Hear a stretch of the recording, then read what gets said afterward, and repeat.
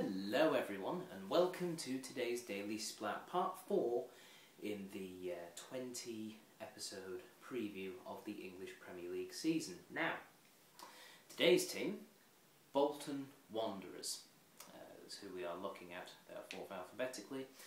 So, what can we expect from Bolton this season? Well, last season Bolton played some absolutely brilliant attacking football and they were regarded quite highly as being one of the more effective teams out there playing the game.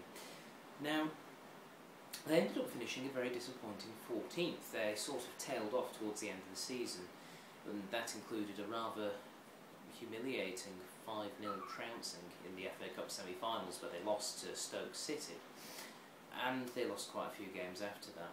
So it remains to be seen how Owen Coyle can pick his team up. Now, a key thing obviously will be keeping hold of important players, something they're not actually doing all that well in at the moment. Johan Elmander, who was very important up front for them, has now left the club on a free transfer. His contract ran out.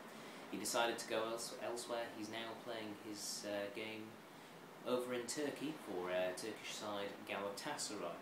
It also looks as though they're set to lose Matthew Taylor, the midfielder, who is apparently likely to join West Ham in their campaign in the Championship. However, they still have a core of a good team. Although I have neglected to mention the fact that Daniel Sturridge has left them, of course. He was only there on loan for the season.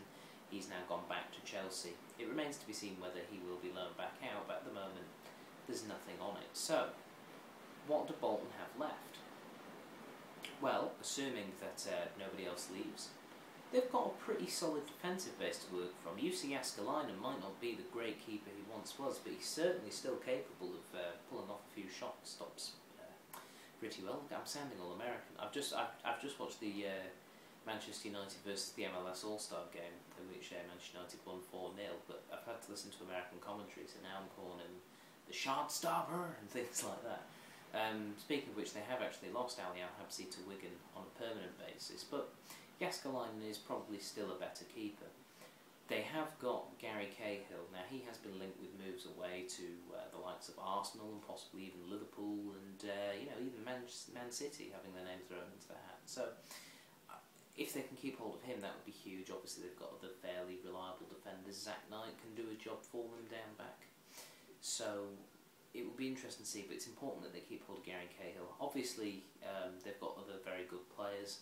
Kevin Davis remains a very important influence. Martin Petrov had his moments in games. And Lee Chung-yong, I think, is very, very underrated. Bolton need to sign players. They've got a very good manager in Owen Coyle, who I think will be given a lot of time, unless, of course, they are in the relegation zone with about 10 games to go. That said, I imagine they'd let him try and get them out of there, because he is a very good manager and a lot of people have a lot of time for him. I do think he is one of the better things about that club. The other thing is Bolton are, you'd imagine, quite an attractive club for players coming into the Premier League, and that's a sort of, I suppose, at a stepping stone level. Players come into Bolton and then maybe, if they're good enough, they get their move up to the bigger clubs, if that's what they desire. But Bolton certainly are a good team, they play good football. It's just a question of who they sign. Now, they have signed a couple of players. Nigel Reo-Coker, who of course we spoke about 2 days ago, who was released by Aston Villa, has joined the club on a free transfer, so that's a very solid midfield signing they've got there. They also signed Darren Pratley from Swansea City, Swansea newly promoted to the Premier League.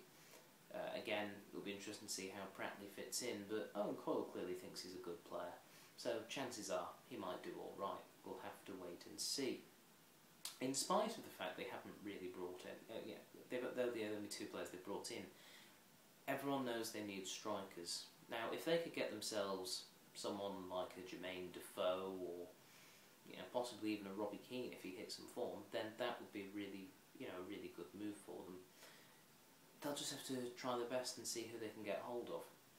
But judging on the current Bolton team as it is, I would say that they are likely to finish mid-table.